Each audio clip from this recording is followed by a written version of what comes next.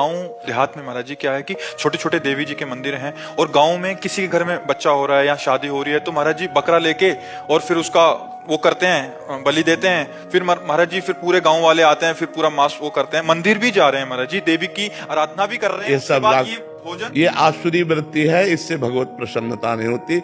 हम सबको ये बताना चाहते हैं, जगदम्बा को जगत जननी कहते हो तो बकरे की भी वो माँ है, जगत जननी है ना।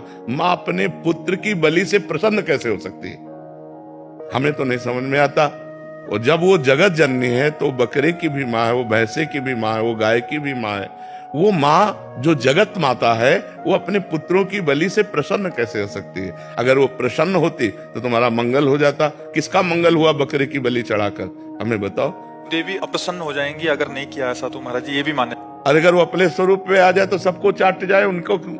वो तो महाकाली है, महाकाल स्वरूप भी है, तो वो दुष्टों का संहार करने के लिए रूप माता जी ने धारण किया। वो दुष्टों का खून पिया, जो संसार के पवित्र जीवन जीने वालों के लिए वो मृत्यु काल रूप थे। जैसे महिषासुर, शुम्भ निशुम्भ, रक्त बीज, माता जी ने इनका संहार किया। इन बकरी बकरों का थोड़ी संहार करने से माता जी प्रसन्न हो जाती है। ये तो मूर्खता है, कोरी मूर्खता है। कभी माता जी प्रसन्न नहीं होती। हमें लगता है कभी ऐसे कार्य नहीं करने चाहिए और ये सोचो कि माँ प्रसन्न हो जाएंगी, मुझे ऐसा नहीं लगता। माँ ऐसे नहीं, कुपुत्रो जायते क्वचिदपि कुमाता न भवति। माता जी तो तब प्रसन्न होंगी जब सब पर दया करने लगो, सबको सुख पहुंचाओ, नाम जप करो, अच्छे आचरण करो, तो जगदम्बा प्रसन्न हो जाएगी। अगर फिर से उनको प्रसन्न करना है महाराज जी, और ये प्रथा चली है, और जैसे किसी के घर में पुत्र, देखो शास्त्र में विधान है, नारियल की बलि, नींबू की बलि, इनकी बलि सात्विक बलि दे।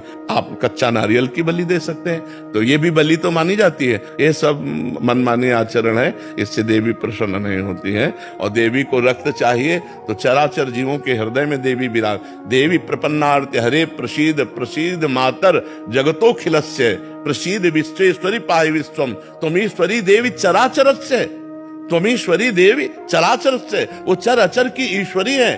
उनको किसी के खून की जरूरत है, माँ को किसी की खून की जरूरत है। अरे माँ तो अपने खून को दूध बनाकर अपने बच्चों का पालन करती है।